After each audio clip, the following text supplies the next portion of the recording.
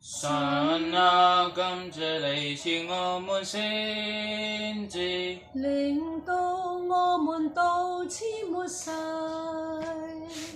感謝你給我們的福音，照耀我們心的光明。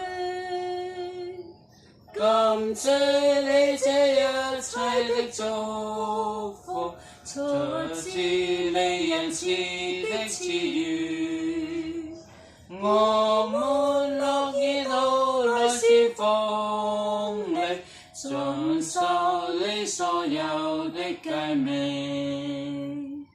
每當籠罩着煩惱的陰影，破壞了內心的安靜，發現露出希望的微笑，知道得救是奇異感，我們深信主決不懷疑，過去事實都能證明，凡對錫安的那些惡人，終究必然受到嚴懲。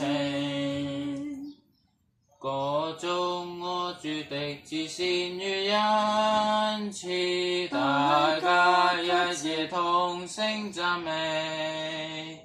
鼓舞於榮耀的福音中，安享着生命的福祉。